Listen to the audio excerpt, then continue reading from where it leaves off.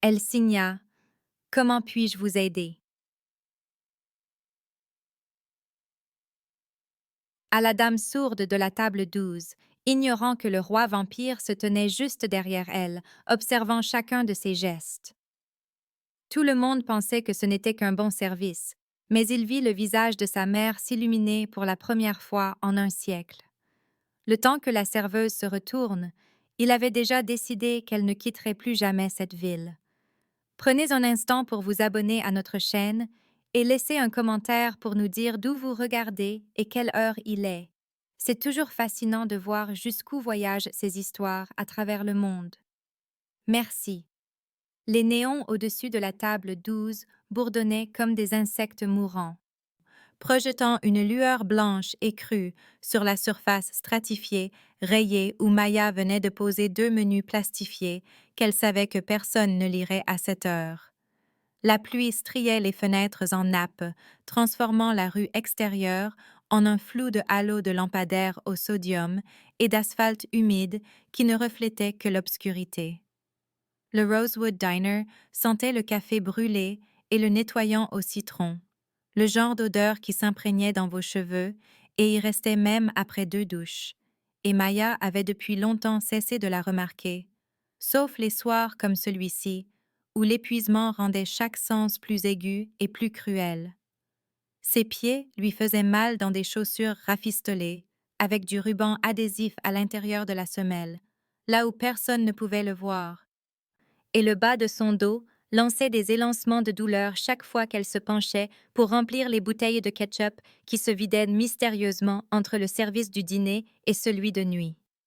Elle était éveillée depuis 19 heures. Son autre travail, le service de jour au centre d'appel, avait duré plus longtemps parce que quelqu'un s'était déclaré malade et Maya ne disait jamais non aux heures supplémentaires, pas quand la dette médicale d'il y a 3 ans pesait encore sur son dossier de crédit comme une pierre tombale avec le nom de son frère gravé sur chaque relevé mensuel.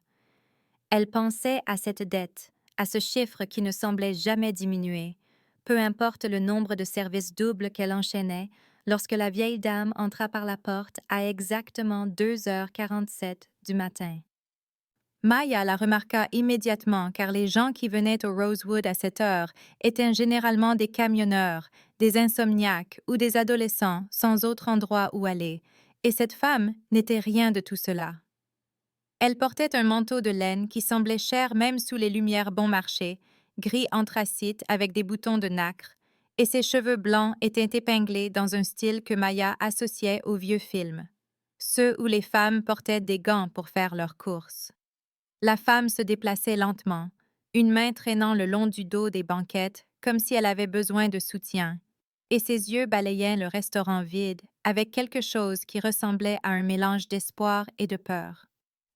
Maya attrapa un menu et un verre d'eau sans réfléchir, son corps se déplaçant en pilote automatique vers la table 12 près de la fenêtre, la banquette que tout le monde demandait parce qu'elle donnait sur la rue et donnait l'illusion de regarder le monde au lieu de s'en cacher. La femme s'assit avec précaution, arrangeant son manteau et son sac à main avec des mouvements précis, et quand elle leva les yeux vers Maya, ses yeux étaient d'un bleu pâle et humide de quelque chose qui aurait pu être des larmes ou juste le reflet de la pluie. Maya ouvrit la bouche pour donner son salut habituel, le script joyeux qu'elle avait mémorisé des années auparavant. Mais quelque chose la fit s'arrêter.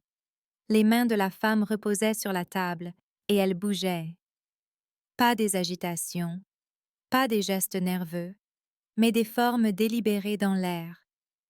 Des doigts formant des lettres et des mots dans la langue silencieuse que Maya avait apprise quand son frère avait 5 ans et que les médecins avaient dit qu'il n'entendrait jamais rien de plus fort qu'un murmure. Sans réfléchir, sans planifier, Maya posa le menu et leva les mains.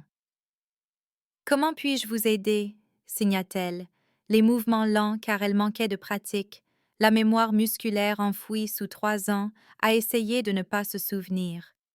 Le visage de la femme se transforma. C'était le seul mot pour le décrire. La peur fondit et l'espoir s'embrassa, et soudain, elle parut 20 ans plus jeune, son sourire si éclatant qu'il semblait générer sa propre lumière dans le restaurant miteux. Ses mains s'élevèrent en réponse, signant si vite que Maya ne put en saisir que des fragments. Des mains douces, signa la femme. Et quelque chose sur la gentillesse, puis du thé, s'il vous plaît, juste du thé. Maya hocha la tête, lui sourit en retour, commença à se tourner vers la cuisine, et c'est à ce moment-là qu'elle le vit. L'homme se tenait à 1 mètre derrière elle, assez près pour qu'elle aurait dû l'entendre approcher, aurait dû sentir le déplacement d'air ou apercevoir son reflet dans la fenêtre. Il portait un manteau noir qui lui tombait aux genoux, si parfaitement taillé qu'on aurait dit qu'il avait été cousu sur son corps, et son visage était d'une beauté à vous en couper le souffle, tout en angle vif et à la peau pâle qui semblait boire la lumière des néons au lieu de la réfléchir. Ses yeux étaient sombres, pas bruns, mais quelque chose de plus profond, de la couleur de l'ardoise mouillée ou des galettes de rivière, et ils étaient fixés sur Maya avec une intensité qui lui fit picoter la peau. Il n'avait pas cillé. Elle réalisa cela avec une petite secousse de malaise. Elle le regardait depuis 5 bonnes secondes et ses yeux n'avaient pas bougé, n'avaient pas changé, n'avaient pas accompli ce minuscule réflexe humain que tout le monde faisait sans y penser. Maya recula d'un pas. Son sourire professionnel se mit en place comme une armure. « Je suis désolée, dit-elle, sa voix stable malgré la façon dont son cœur s'était mis à battre plus vite. Je ne vous avais pas vu. Puis-je vous apporter un menu? » L'expression de l'homme ne changea pas, mais quelque chose vacilla dans ses yeux sombres, quelque chose qui aurait pu être de la surprise, de la curiosité ou de la faim. « Ma mère ne rencontre pas beaucoup de gens qui parlent sa langue, dit-il. Et sa voix était comme son manteau, parfaitement taillé, chaque mot prononcé avec une précision qui suggérait que l'anglais était quelque chose qu'il avait étudié plutôt qu'assimilé. Vous lui avez offert quelque chose de rare. Maya jeta un coup d'œil à la vieille dame, qui les observait tous les deux avec la même joie éclatante, ses mains maintenant jointes sur ses genoux, comme si elle attendait que quelque chose de merveilleux se produise. « C'est juste de la gentillesse élémentaire, dit Maya, et elle le pensait. Car que pouvait-on dire d'autre sur le fait de connaître une langue qui permettait de parler à des gens que le monde avait décidé d'ignorer? La gentillesse n'est jamais élémentaire, dit l'homme, et la façon dont il le dit lui donna l'air d'une vérité gravée dans la pierre, quelque chose d'ancien et d'absolu. Et s'il vous plaît, appelez-moi Lucien. Il plongea la main dans son manteau et en sortit une carte de visite, noire avec des lettres argentées qui captaient la lumière. Fondation Cross, lisait-on. Opportunité de soins privés. Maya la prit automatiquement, ses doigts effleurant les siens pendant une demi-seconde, et sa peau était froide, plus froide que la pluie dehors, plus froide que tout ce qui est vivant ne devrait l'être. Elle baissa les yeux sur la carte, sur l'adresse dans le quartier chic de la ville où elle n'était jamais allée et n'irait jamais, et sentit le piège même si elle ne pouvait pas encore en voir la forme. « J'apprécie l'offre, dit-elle prudemment, mais je ne cherche pas de nouveau travail en ce moment. J'ai des engagements. » Luciane inclina légèrement la tête. Le mouvement aviaire est trop précis. « Bien sûr, dit-il, mais gardez la carte. Au cas où vos engagements changeraient. » Il s'assit en face de sa mère, se pliant dans la banquette avec une grâce qui semblait étudiée, et Maya s'échappa vers la cuisine, la commande de thé serrée dans sa main tremblante. Elle prépara le thé, un Earl Grey avec du miel parce que c'était ce que les mains de la femme avaient spécifié, et quand elle le ramena à la table 12, Lucien était assis dans un silence parfait, observant le visage de sa mère comme s'il le mémorisait. La femme signa « Merci à Maya », ses mains lentes et délibérées, puis elle signa autre chose, quelque chose sur les fleurs et le soleil que Maya ne comprit pas tout à fait. Elle sourit quand même, hocha la tête et commença à s'éloigner. Le pourboire attendait sur la table quand elle revint 20 minutes plus tard pour remplir l'eau. 5 billets de $100, neuf et impeccable, plié une fois et placé précisément au centre du stratifié. Maya les fixa. Son premier instinct fut de refuser, de les poursuivre et de rendre l'argent parce que c'était trop, c'était anormal. C'était le genre de choses qui venaient avec des contreparties invisibles jusqu'à ce qu'elles soient déjà enroulées autour de votre cou. Elle ramassa les billets et se dirigea vers la cuisine où Frank, le gérant de nuit, faisait défiler son téléphone avec la détermination d'un homme essayant de ne pas s'endormir debout. Frank, dit-elle, il y a eu une erreur. Le client de la 12 a laissé beaucoup trop. Frank leva les yeux, regarda l'argent, et son expression devint soigneusement neutre. C'est Lucian Cross, dit-il. Il est propriétaire de l'immeuble. La moitié de la ville, en fait. S'il l'a laissé, c'est qu'il le voulait. Maya sentit le sol tanguer légèrement sous ses pieds. Comment ça? Il est propriétaire de l'immeuble, dit-elle. Frank haussa les épaules. La Fondation Cross possède la propriété, la loue au restaurant. Elle possède aussi le centre d'appel où tu travailles le jour, je crois. Elle possède beaucoup de choses. Vieil argent, plus vieux que quiconque ne le sait. Tu ne refuses pas ces pourboires, Maya. Tu dis merci et tu passes à autre chose. Elle voulait argumenter, voulait insister sur le fait qu'un argent comme celui-ci venait toujours avec des attentes. Mais son téléphone vibra dans sa poche, et elle le sortit pour voir un texto de l'agence de recouvrement lui rappelant que son paiement était dû dans 3 jours et qu'il n'acceptait pas les excuses. Les 500 $ dans sa main semblèrent soudain plus lourds. Elle regarda de nouveau vers la table 12. Lucian était toujours là, toujours assis dans une immobilité parfaite, et sa mère sirotait son thé avec les 2 mains enroulées autour de la tasse, comme si elle en absorbait la chaleur. Ils n'avaient pas l'air pressés. Ils avaient l'air d'avoir tout le temps du monde. Maya plia les billets et les glissa dans la poche de son tablier, et même si elle ne le regarda pas directement, elle sut que Lucian l'observait, sut qu'il vit le moment exact où elle fit le choix de garder l'argent. Quand elle leva enfin les yeux, ses lèvres s'incurvèrent en quelque chose qui n'était pas tout à fait un sourire. Dehors, la pluie continuait de tomber, et la voiture noire tournait au ralenti le long du trottoir, ses phares découpant 2 tunnels jumeaux dans l'obscurité. Maya termina son service, compta ses pourboires, rentra chez elle dans son appartement qui sentait le moisi et la vieille huile de friture, et s'allongea dans son lit en fixant le plafond. La carte de visite était posée sur sa table de nuit. Elle ne la jeta pas.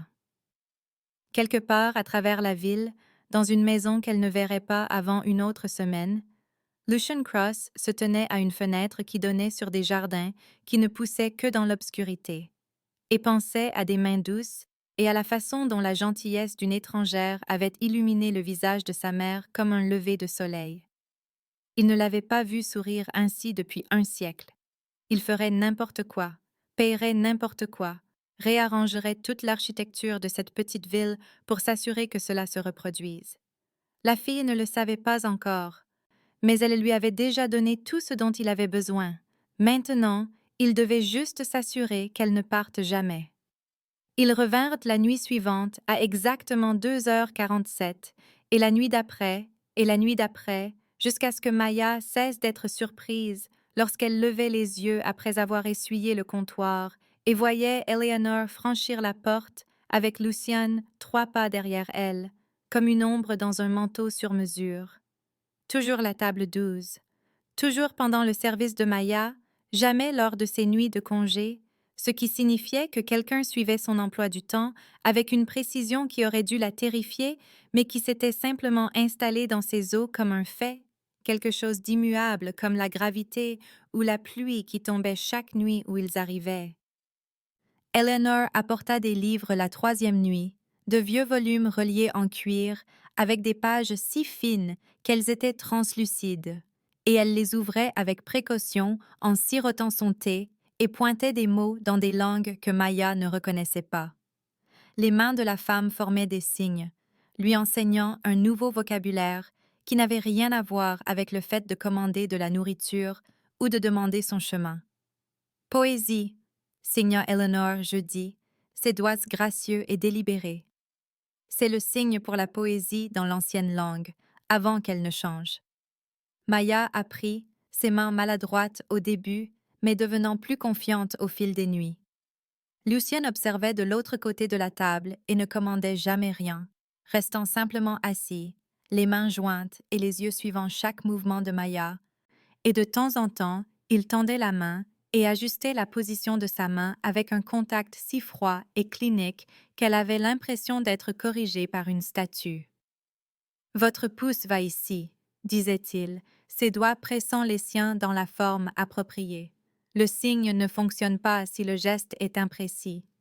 Maya hochait la tête, reformait ses mains, essayait à nouveau, et Eleanor lui souriait comme si elle venait d'accomplir un miracle.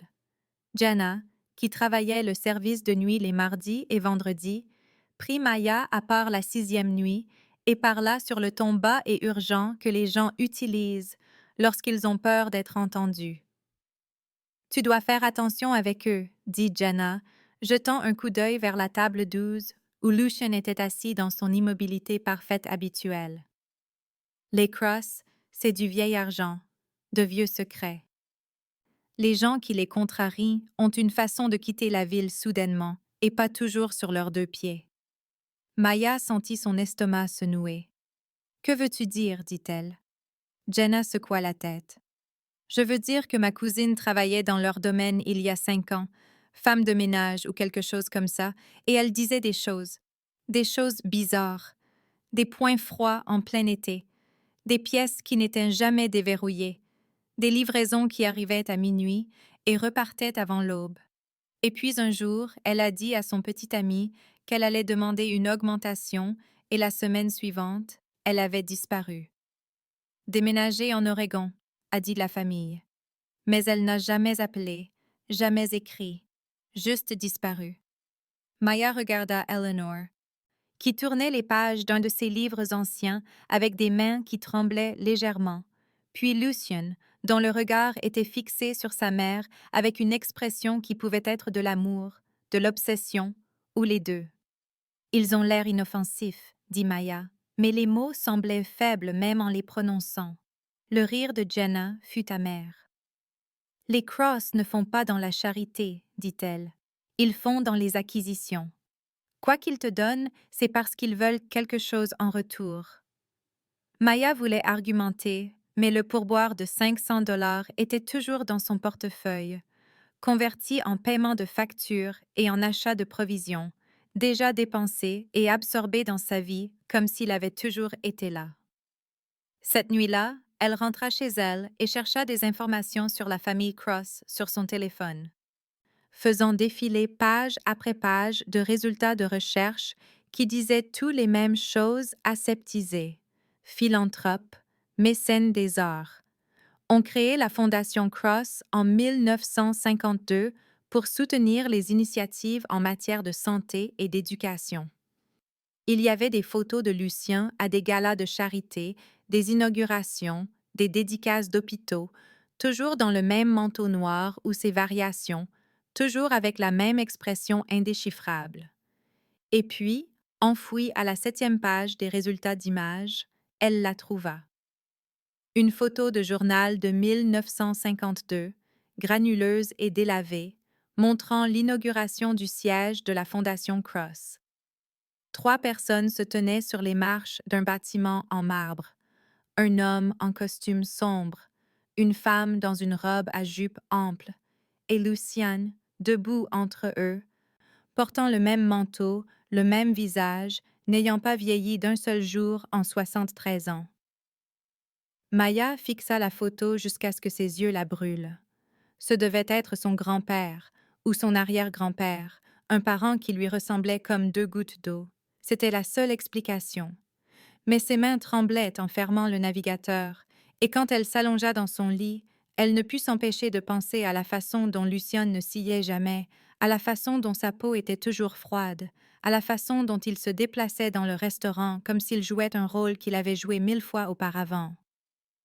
Le vendredi, son propriétaire appela alors qu'elle faisait chauffer des ramen instantanés dans son micro-ondes. Maya, dit-il, l'air confus et légèrement agacé. Je viens de recevoir un avis d'une fondation indiquant que votre loyer a été payé pour les 6 prochains mois. En totalité, chèque de banque. Savez-vous quelque chose à ce sujet? Les ramen tournaient lentement derrière la porte du micro-ondes, la vapeur embuant la vitre. La bouche de Maya s'assécha. Quelle fondation, dit-elle, mais elle savait déjà. La fondation Cross, dit le propriétaire. Ils disent que ça fait partie d'un programme de subvention pour les soignants. Vous avez postulé pour quelque chose? Non, dit Maya. Je n'ai postulé pour rien. Eh bien, quelqu'un l'a fait, dit le propriétaire. Le chèque a été encaissé ce matin. Vous êtes payé jusqu'en mars. Il raccrocha avant qu'elle ne puisse répondre. Maya resta debout dans sa minuscule cuisine, fixant le micro-ondes pendant que le minuteur décomptait, et sentit les murs du piège qu'elle avait pressenti la première nuit commencer à se refermer sur elle avec la lente inévitabilité d'un poing qui se serre. Elle attrapa ses clés, ne prit pas la peine de mettre un manteau, et conduisit jusqu'au Rosewood, même si son service ne commençait pas avant 3 heures. La voiture noire de Lucienne était déjà sur le parking. Elle le trouva debout à côté, les mains dans les poches de son manteau, regardant le ciel où de lourds nuages se rassemblaient pour une autre nuit de pluie. Il ne se retourna pas quand elle approcha, mais elle sut qu'il l'entendait, sut qu'il avait probablement attendu cette confrontation exacte. « Vous avez payé mon loyer, » dit Maya. Ce n'était pas une question. Lucien la regarda enfin, son expression calme et imperturbable. « Oui, » dit-il. « Par le biais du programme de subvention pour les soignants de la Fondation. Vous êtes éligible en fonction du temps que vous avez passé avec ma mère. » « Je n'ai pas postulé, » dit Maya. Sa voix tremblait maintenant, la colère et la peur se mélangeant en quelque chose qui avait un goût de métal. « Je n'ai pas demandé ça. Je ne peux pas l'accepter. »« C'est déjà fait, » dit Lucien, et son ton était si factuel qu'elle eut envie de crier. « Refuser ne le défera pas. Le chèque a été encaissé. Le propriétaire a été payé. La question n'est pas de savoir si vous l'acceptez. La question est de savoir ce que vous ferez maintenant que vous êtes libre. » « Libre, » répéta Maya, et le mot sonnait comme un mensonge. Ce n'est pas la liberté, c'est du contrôle. Lucien inclina légèrement la tête, considérant. « Y a-t-il une différence ?» demanda-t-il. « Quand le résultat est le même. » Maya fit un pas vers lui, assez près maintenant pour voir que les lumières du parking ne se reflétaient pas tout à fait dans ses yeux comme elles auraient dû. « Je ne veux pas de votre argent, » dit-elle. « Je ne veux pas de vos subventions, de votre charité ou de quelque nom que vous donniez à cela. » Lucien tendit la main et tapota le capot de sa voiture, attirant son attention sur l'enveloppe manille qui s'y trouvait, de couleur crème et épaisse. « Alors vous ne voulez certainement pas de ça, » dit-il. Maya ramassa l'enveloppe avec des mains qui ne cessaient de trembler. À l'intérieur se trouvaient des photocopies de factures, de relevés, d'avis de recouvrement, tous estampillés d'une encre rouge qui disait « Payé en totalité ». Chaque bribe de la dette médicale de son frère, 3 ans d'un poids écrasant qui avait vécu dans sa poitrine comme une pierre, effacée d'un trait de plume. Elle leva les yeux vers Lucien et le vit l'observer avec des yeux qui étaient à la fois affamés et patients. « Pourquoi ?» dit-elle, et sa voix se brisa sur le mot. « Vous avez donné de la joie à ma mère, » dit simplement Lucien. « Je ne fais qu'équilibrer la balance. » Mais ses yeux disaient autre chose.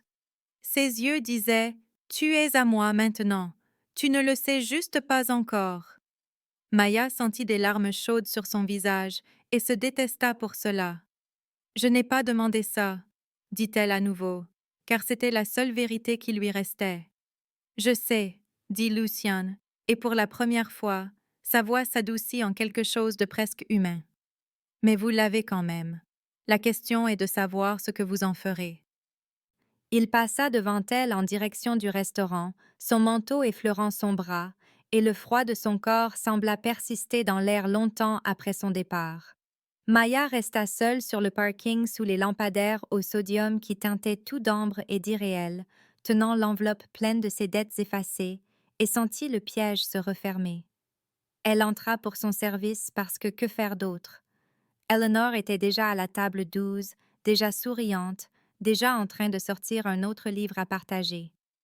Cette nuit-là, Eleanor lui apprit le signe pour la gratitude, puis le signe pour prisonnier, et Maya ne put dire si la vieille femme savait que c'était presque le même geste, juste une légère différence dans l'angle des mains. Quand Luciane corrigea la position de sa main pour la troisième fois, ses doigts froids s'attardant une demi-seconde de trop, Eleanor lui signa quelque chose de rapide et de privé, quelque chose dont Maya ne saisit que les bribes. Il n'a pas souri depuis si longtemps, signa la vieille femme. Pas avant toi. L'expression de Lucien ne changea pas, mais quelque chose vacilla dans ses yeux, quelque chose qui aurait pu être de la culpabilité, du triomphe, ou les deux. Maya rentra chez elle cette nuit-là pour trouver un nouveau manteau d'hiver suspendu à sa porte, gris anthracite avec des boutons de nacre qui correspondaient à ceux d'Eleanor. Elle ne se souvenait pas d'avoir mentionné que la fermeture éclair de son vieux manteau était cassée. Elle le suspendit dans son placard à côté de la veste élimée qu'elle avait portée pendant 4 ans et eut l'impression de se voir disparaître dans l'histoire de quelqu'un d'autre. Les provisions apparurent le mercredi, des sacs posés devant la porte de son appartement, remplis de nourriture qu'elle n'avait jamais achetée, mais dont elle avait mentionné l'envie en passant à Eleanor. Du pain frais, du vrai café, des légumes qui n'étaient ni meurtris ni flétris. Pas de mots, pas d'explications, juste l'accumulation silencieuse de cadeaux qui ressemblaient à des chaînes. Maya commença à faire des listes de tout ce qu'il lui donnait, de chaque dette qu'il payait, de chaque fil invisible qu'il nouait autour de sa vie. Elle se disait que c'était pour pouvoir les rembourser un jour. Elle savait que c'était en réalité pour pouvoir voir la forme de la cage.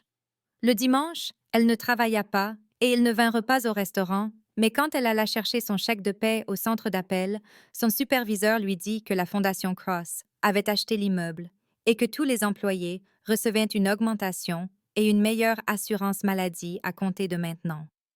Maya hocha la tête, sourit, dit merci, rentra chez elle et rêva de signer dans une salle vide au sol de marbre et au haut plafond qui avalait le son. Dans le rêve, Eleanor se tenait à une extrémité de la salle, lui apprenant les signes pour des mots qui n'existaient pas en anglais. Lucian se tenait à l'autre bout, observant, et dans les ombres entre les piliers, des choses bougeaient qui n'avaient ni visage ni corps, juste des yeux qui reflétaient la lumière comme des animaux. Chaque fois que Maya essayait de marcher vers la porte, la salle s'allongeait. Chaque fois qu'elle essayait de crier, ses mains bougeaient à la place, formant des signes qu'elle n'avait jamais appris. Quand elle se réveilla, ses doigts étaient endoloris et courbaturés, et le nouveau manteau était suspendu au dos de sa porte, même si elle était certaine de l'avoir laissé dans le placard. Elle le porta au travail cette nuit-là parce que la pluie était froide et que sa vieille veste était cassée, et qu'est-ce que cela importait encore?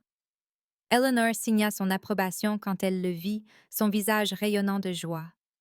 Lucian ne dit rien, mais ses yeux suivirent les boutons de nacre comme s'il les comptait, comme s'il marquait une chose de plus qui lui appartenait. La pluie tombait, et la table 12 était toujours occupée, et Maya apprit les signes pour des mots comme dette et cadeau et lien, sans jamais être tout à fait sûre si Eleanor lui enseignait une langue ou une prophétie. Cela arriva un jeudi à exactement 3h13 du matin, lorsque les néons avaient commencé leur scintillement nocturne, celui qui faisait clignoter tout dans le restaurant comme un battement de cœur luttant pour maintenir son rythme. Eleanor signait un mot que Maya n'avait jamais vu auparavant, quelque chose sur le clair de lune et la mémoire, ses mains se déplaçant en arc gracieux dans l'air entre elles. Puis, au milieu du geste, le visage de la vieille femme se relâcha, ses yeux se révulsèrent, et elle s'effondra en avant sur la table comme une marionnette dont on aurait coupé les fils. Maya bougea sans réfléchir, attrapant Eleanor avant que sa tête ne heurte le stratifié, ses réflexes de serveuse se transformant en quelque chose de plus féroce et protecteur alors qu'elle ramenait doucement la femme contre le vinyle craquelé de la banquette. La peau d'Eleanor ressemblait à du papier, fine et fraîche, et sa respiration était superficielle et irrégulière, chaque inspiration un petit halètement désespéré. La main de Maya alla à la poche de son tablier pour son téléphone, la mémoire musculaire prenant le dessus, le 911 se formant déjà dans son esprit comme la chose à faire quand quelqu'un s'effondre, le protocole qui existait avant la pensée.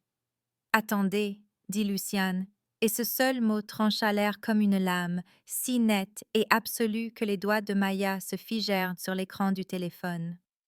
Elle leva les yeux vers lui et vit qu'il s'était déplacé, était maintenant agenouillé à côté de la banquette, et le masque calme qu'il portait toujours s'était fissuré en deux pour révéler quelque chose de brut en dessous. Ses mains planaient au-dessus du visage d'Eleanor, sans tout à fait la toucher, tremblant d'une manière qui serra la poitrine de Maya, car elle ne l'avait jamais vu incertain de quoi que ce soit. « Attendez, dit-il à nouveau, plus doucement maintenant. S'il vous plaît. Posez le téléphone.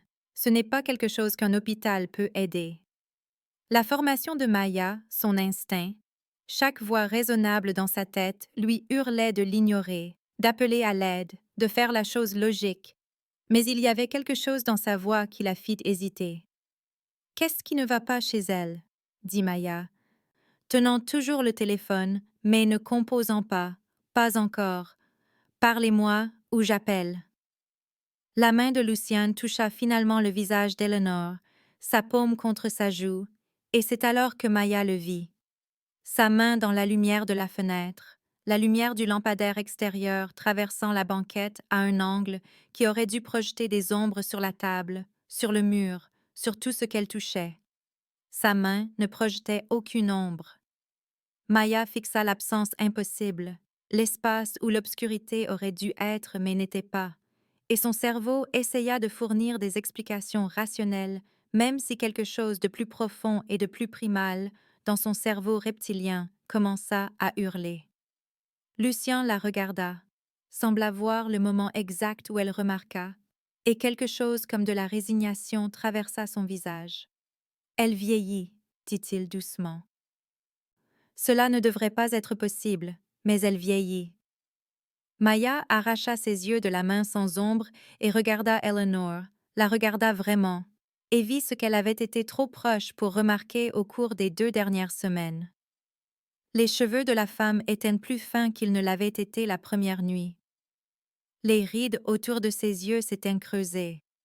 Ses mains gracieuses qui avaient enseigné à Maya la poésie dans une langue sans son, avaient développé de nouvelles taches, de nouveaux tremblements.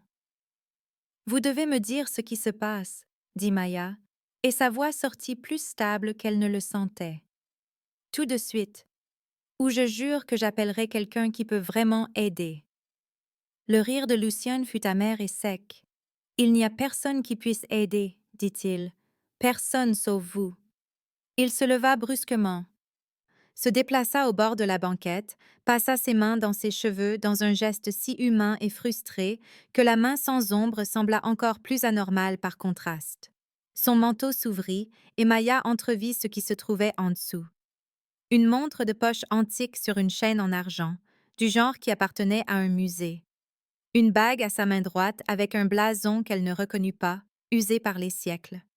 Une chemise blanche qui semblait cousue à la main, le genre de choses qui précédaient les machines à coudre, les accessoires d'une vie qui s'étendait plus loin que n'importe quelle vie humaine ne le devrait. « Vous voulez la vérité, » dit Lucien, et ce n'était pas une question. « Très bien, voici la vérité. Ma mère et moi ne sommes pas humains. Nous n'avons pas été humains depuis très longtemps. Des vampires. Si vous avez besoin du mot pour cela, bien que cela vienne avec des suppositions qui ne sont pas entièrement exactes. Le Covenant, les lois qui régissent notre espèce, nous interdit d'interférer avec les vies mortelles de certaines manières. Ma mère a violé ces lois il y a 200 ans quand elle a refusé de se nourrir d'humains, a refusé de participer aux chasses, aux jeux et à la cruauté désinvolte que notre société considérait comme normale. Ils l'ont exilée, l'ont dépouillée de sa position, de ses protections, de sa communauté. Pendant 2 siècles, elle a vécu dans l'isolement, ne parlant à personne qui la comprenait, vue par personne qui la voyait comme autre chose qu'étrange. La main de Maya s'était engourdie autour du téléphone. Elle traitait encore le mot vampire, essayant encore de l'intégrer dans une vision du monde qui incluait les factures d'électricité, les dettes étudiantes et le prix du café, mais Lucien continuait de parler et les mots continuaient de remodeler la réalité. Elle était en train de mourir, dit Lucien, les yeux fixés sur le visage inconscient d'Eleanor. L'isolement nous tue aussi sûrement qu'un pieu ou la lumière du soleil, juste plus lentement, plus cruellement. L'esprit part en premier. Elle restait assise des jours sans bouger, sans parler, piégée dans les souvenirs d'une époque où elle avait des gens qui la comprenaient. Puis son corps a commencé à suivre. Les vampires ne vieillissent pas, Maya. Nous ne dépérissons pas. Mais elle dépérissait quand même, s'effaçant comme une photographie laissée trop longtemps au soleil. Et puis vous lui avez signé. Et pour la première fois en 200 ans, quelqu'un l'a traitée comme une personne au lieu d'une curiosité ou d'une menace. Vous lui avez donné une raison d'être présente, une raison de s'engager, une raison de vouloir continuer à exister. Il se tourna pour faire face à Maya complètement, et elle vit un désespoir nu dans ses yeux, le genre de peur qui transcendait les espèces et le temps, et tout ce qui les séparait. « Vous la maintenez en vie, » dit Lucien. « Votre présence, votre attention, votre volonté d'apprendre sa langue et d'écouter ses histoires. Elle s'est stabilisée depuis qu'elle vous a rencontré. Elle a recommencé à manger, à dormir, à exister dans le présent au lieu de se noyer dans le passé. Mais ce soir prouve que ce n'est pas suffisant. Elle a besoin de plus que des heures volées dans une banquette de restaurant. Elle a besoin de constance, de compagnie, d'une raison de se réveiller qui ne disparaît pas à la fin de votre service. » Maya baissa les yeux sur Eleanor, sur la main de la vieille femme qui serrait toujours la sienne avec une force surprenante même dans l'inconscience, et vit les doigts bouger dans son sommeil. Des signes lents et répétitifs. « Ami », signa Eleanor. « Ami, ami, ami. » « Ce n'est pas réel, » dit Maya, mais les mots semblaient creux. Cela n'arrive pas. Et pourtant, elle ne pouvait pas expliquer la main sans ombre, ne pouvait pas expliquer la photographie de 1952, ne pouvait pas expliquer le froid glacial de la peau de Lucien ou la façon dont le vieillissement rapide d'Eleanor avait un sens parfait si l'on acceptait une seule chose impossible. « Vous avez tout orchestré, » dit Maya, regardant Lucien avec un mélange d'horreur et de compréhension. Les pourboires, les dettes, le travail, l'appartement. Vous ne m'aidiez pas, vous m'achetiez. Vous vous assuriez que je n'aurais pas le choix quand vous finiriez par demander. Lucien rencontra son regard sans ciller. « Oui, » dit-il. « Je vous ai observé pendant 3 semaines avant que nous ne venions au restaurant la première nuit. J'ai appris votre emploi du temps, vos dettes, vos vulnérabilités. Je me suis assurée que vous ressentiriez de la gratitude, de l'obligation, une connexion. J'ai conçu chaque pièce de cela pour que, lorsque ce moment viendrait, vous soyez déjà trop empêtré pour refuser facilement. Je ne vous demande pas de me pardonner pour cela. Je ne vous demande même pas de comprendre. Je vous demande de la laisser vivre. » Les mains de Maya tremblaient maintenant, le téléphone glissant finalement de sa prise pour tomber sur le sol. « Vous avez effacé ma dette pour que je vous doive quelque chose de pire, » dit-elle. Lucien hocha lentement la tête.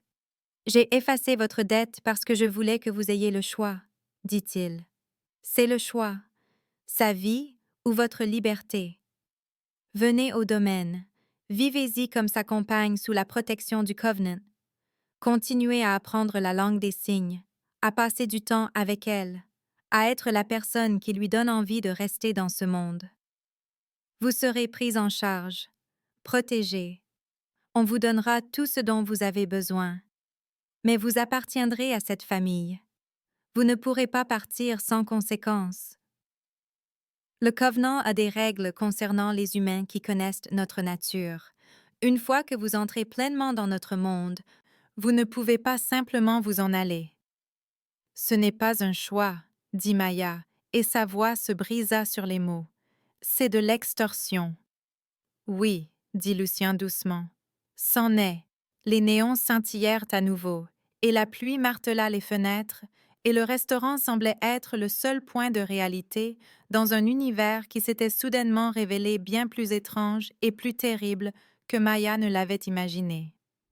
Elle regarda Eleanor, la femme qui lui avait souri avec une telle joie pour le simple fait d'être comprise, qui lui avait enseigné la poésie et l'histoire, et avait rempli les 2 dernières semaines d'un but que Maya n'avait pas réalisé lui manquer.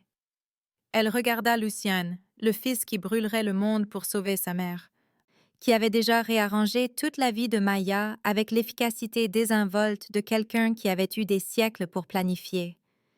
Et elle regarda ses propres mains, les mains qui savaient comment former des mots en silence, les mains qu'Eleanor serrait même dans son sommeil.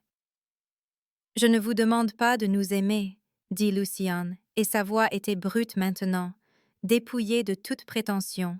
« Je vous demande de la laisser vous aimer, d'être présente pendant qu'elle le peut encore, de lui donner une raison de combattre l'entropie qui la réclame.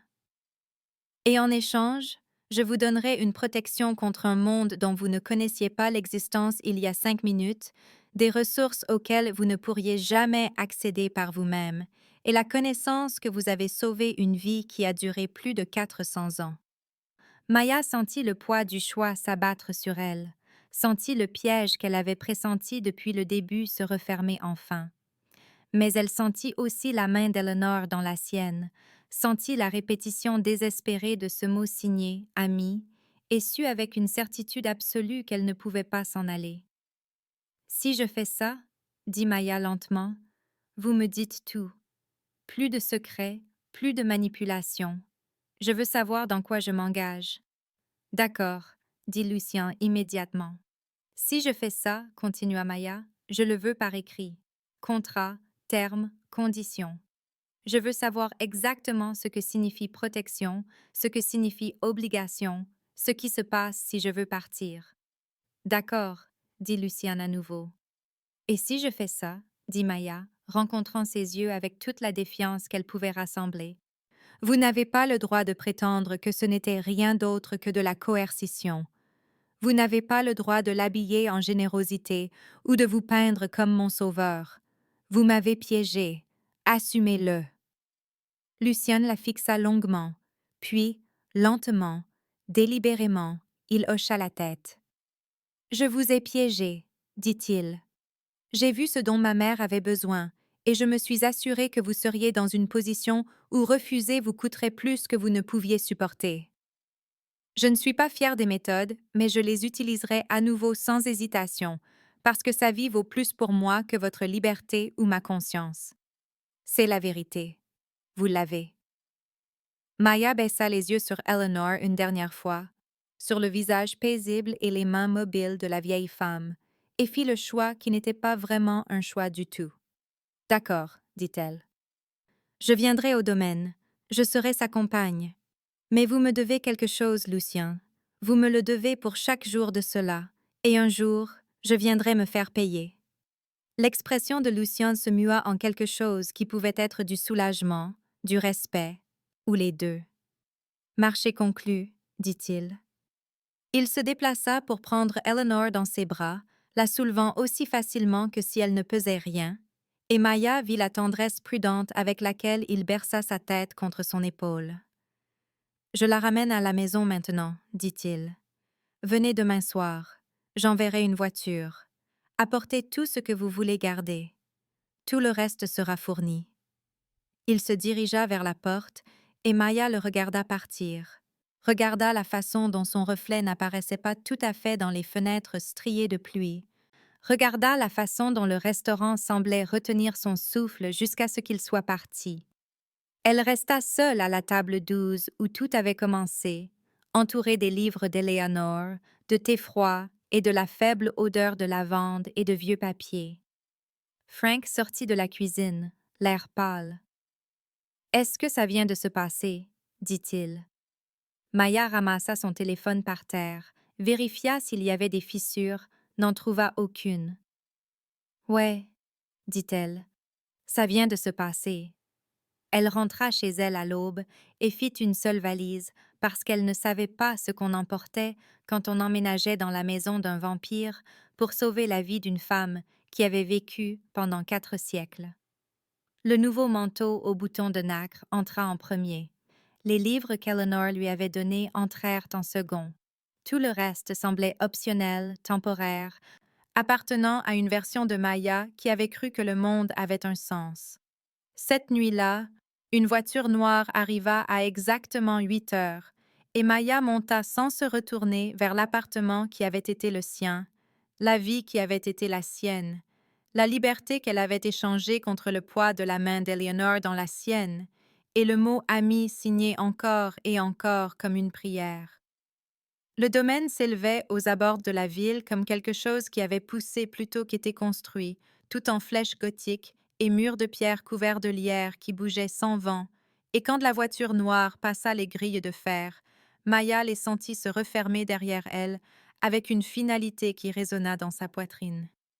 Le chauffeur, un homme mince qui n'avait pas dit un mot pendant les 20 minutes de trajet, apporta sa valise à l'entrée principale où Lucian attendait sous un portique sculpté de symboles que Maya ne reconnut pas. « Bienvenue, dit-il, et il lui fit signe de le suivre à l'intérieur. L'intérieur était exactement ce que Maya avait attendu et d'une certaine manière pire d'être réel. De hauts plafonds qui disparaissaient dans l'ombre. Des sols de marbre noir et blanc disposés en motifs qui faisaient mal aux yeux si on les regardait trop longtemps. Des meubles qui appartenaient à des musées, tout en bois sombre et en velours dans des teintes de bordeaux et de bleu nuit. Et des miroirs, des dizaines, tous recouverts de tissus noirs qui pendaient comme des linceuls. Maya s'arrêta devant l'un d'eux, tendit la main pour toucher le tissu. « Pourquoi sont-ils couverts ?» demanda-t-elle. Lucian s'arrêta dans l'escalier, sa main reposant sur une rampe usée par des siècles d'utilisation. « Parce que nous avons des reflets, dit-il, juste pas ceux que les mortels s'attendent à voir. Cela dérange les invités. » Maya retira sa main et le suivit dans les escaliers, à travers des couloirs bordés de portraits de personnes vêtues de vêtements de différentes époques, toutes avec la même peau pâle et les mêmes yeux sombres, toutes la regardant passer avec des regards peints qui semblaient trop vivants. Sa suite était au 2e étage, à côté des appartements d'Eleanor, et quand Lucian ouvrit la porte, Maya entra dans un luxe qu'elle n'avait vu que dans les magazines. Un lit à baldaquin avec des rideaux de soie vert foncé. Un bureau près d'une fenêtre qui donnait sur des jardins qu'elle pouvait à peine voir dans l'obscurité. Une salle de bain avec une baignoire sur pattes et des robinets qui ressemblaient à de l'or véritable. Un placard déjà rempli de vêtements à sa taille, des robes, des chemises et des chaussures qu'elle n'aurait jamais choisies pour elle-même, mais qui correspondaient parfaitement à l'esthétique du domaine. « Votre allocation sera déposée mensuellement, » dit Lucien, lui tendant une carte bancaire avec son nom déjà gravé dessus. « Tout ce dont vous avez besoin est fourni, mais je veux que vous ayez une indépendance dans les limites de notre arrangement. Il y a une bibliothèque au 3e étage, une salle de musique au 1er, et la cuisine est toujours approvisionnée. Le personnel sait que vous êtes la compagne d'Eleanor et vous traitera en conséquence. » Maya retourna la carte dans ses mains, sentant son poids. « Quelles sont les limites ?» dit-elle. L'expression de Lucien devint soigneusement neutre. « Vous êtes libre de vous déplacer dans la maison et sur le terrain, à une exception près. L'aile est interdite. Elle contient des pièces privées qui ne font pas partie de votre arrangement. Tout le reste est accessible. Vous pouvez recevoir des visiteurs de la ville avec un préavis. Vous pouvez quitter le domaine pour des courses ou des affaires personnelles tant que vous revenez avant la tombée de la nuit. Le but est que vous soyez présente et disponible pour ma mère, pas emprisonnée. » « Mais la porte a une serrure à l'extérieur, » dit Maya, hochant la tête vers l'entrée de la suite. « Pour votre protection, » dit Lucian, « il y a des choses dans cette maison qui bougent la nuit. Des choses qui sont antérieures à la possession de ma famille. » La serrure garantit que rien n'entre sans y être invité. Maya voulait demander quelque chose, ce qui bougeait, avec quoi exactement elle avait accepté de vivre, mais Lucian était déjà dans le couloir. Ma mère se repose maintenant, mais elle sera réveillée au coucher du soleil, dit-il. Je vous suggère de faire de même. Adaptez-vous à notre emploi du temps. Nous vivons aux heures où la plupart des mortels dorment. Il ferma la porte et Maya entendit le léger déclic d'une serrure qui s'engageait. Elle se tint au centre de la belle pièce et se demanda si cela importait que la serrure soit là pour empêcher les choses d'entrer ou pour l'empêcher de sortir. La première semaine passa dans un flou d'ajustements et de découvertes. Eleanor se réveillait chaque soir à exactement 6 heures et venait dans la suite de Maya avec des livres, du thé et une énergie que Maya n'avait pas vue au restaurant. La vieille femme s'épanouit sous la compagnie constante, son visage retrouvant des couleurs, ses mouvements devenant plus assurés, ses signes s'écoulant avec la confiance de quelqu'un qui n'avait plus peur que sa langue ne soit pas entendue. Elle enseigna à Maya l'histoire des vampires à travers une combinaison de langues, des signes et de textes anciens, lui montrant l'évolution de leur espèce, de prédateurs dispersés à une société organisée. Le Covenant fut expliqué avec une méticulosité détaillée. Les lois qui régissaient l'alimentation, le territoire, la création de nouveaux vampires, la punition pour ceux qui brisaient l'équilibre soigneusement maintenu. L'exil d'Eleanor avait plus de sens dans ce contexte. Elle avait refusé de chasser, refusé de voir les humains comme de la nourriture, et ce faisant, avait rejeté la prémisse fondamentale de la société vampire. Il l'avait bannie non pas pour sa cruauté, mais pour son refus d'être cruel, et l'ironie n'échappa pas à Maya. La nuit, Eleanor la promenait dans les jardins, des hectares de fleurs et de plantes qui ne fleurissaient que dans l'obscurité, leurs pétales luminescents au clair de lune. Jasmine de nuit et fleurs de lune, lys cadavre et d'orchidées fantômes. Tout était pâle, étrange, et beau de la manière dont les choses dangereuses le sont souvent. Eleanor signait les noms des plantes, racontait des histoires sur où Lucian les avait trouvées. Comment il avait passé des décennies à cultiver cet espace pour elle parce qu'elle aimait faire pousser des choses et qu'il voulait qu'elle ait quelque chose de vivant à soigner. C'est un bon fils, signa Eleanor une nuit, alors qu'elles étaient assises près d'une fontaine qui coulait d'une eau si claire qu'elle ressemblait à du verre liquide. Il a fait des erreurs terribles, mais tout ce qu'il fait vient de l'amour. Même ceci, même toi, vient de son désespoir de me garder ici. Maya regarda l'eau couler et pensa aux pièges construits par amour, à comment les deux n'étaient pas mutuellement exclusifs. Cette île, signa Maya lentement en retour, encore incertaine de certaines règles de grammaire, que l'amour et le contrôle ne sont pas la même chose. Le sourire d'Eleanor était triste et entendu. Il le sait, signa-t-elle. Simplement, il s'en moque. Pour lui, le résultat importe plus que la méthode. Il préférerait que tu le détestes et que tu restes plutôt que tu l'aimes et que tu partes. Les mots s'installèrent dans la poitrine de Maya comme des pierres. Cette nuit-là, elle explora le manoir plus en profondeur, cartographiant ses couloirs et ses pièces, et commença à remarquer des choses. De petites caméras cachées dans les luminaires et les moulures couronnées. Des fenêtres qui étaient belles mais ne s'ouvraient pas, leurs cadres peints ou scellés avec quelque chose de plus fort que de la peinture, des portes qui se verrouillaient automatiquement, des gardes dans les bois au-delà des jardins, des silhouettes pâles qui se déplaçaient entre les arbres avec une grâce inhumaine. Le manoir n'était pas une maison, c'était une prison belle et confortable, et Maya en était la nouvelle détenue. Elle confronta Lucien à ce sujet le 10e jour, le trouvant dans son bureau entouré de papiers et de registres qui suivaient des investissements et des propriétés à travers les continents. « Vous me surveillez, dit-elle sans préambule. Chaque pièce a des caméras, les bois ont des gardes. Vous avez dit que j'étais libre dans certaines limites, mais c'est de la surveillance. » Lucien leva les yeux de son travail, son expression indéchiffrable. Vous êtes une mortelle vivant dans une maison pleine de vampires, dit-il. Les caméras assurent votre sécurité. Les gardes s'assurent que rien de l'extérieur n'entre sur le terrain. Vous n'êtes pas la prisonnière ici, Maya. Vous êtes la protégée. Alors pourquoi les fenêtres ne s'ouvrent-elles pas? Dit Maya. Pourquoi ma porte se verrouille-t-elle de l'extérieur? Pourquoi ai-je l'impression d'être quelque chose de précieux gardé dans un coffre-fort? Parce que vous l'êtes, dit simplement Lucien. Vous êtes précieuse. Pour ma mère. Pour moi. Et il y en a d'autres qui verraient cette valeur et chercheraient à la prendre ou à la détruire. Le Covenant ne voit pas d'un bon œil des arrangements comme le nôtre. Nous contournons déjà des lois qui existent depuis des millénaires. Je ne m'excuserai pas de m'assurer que vous surviviez aux conséquences.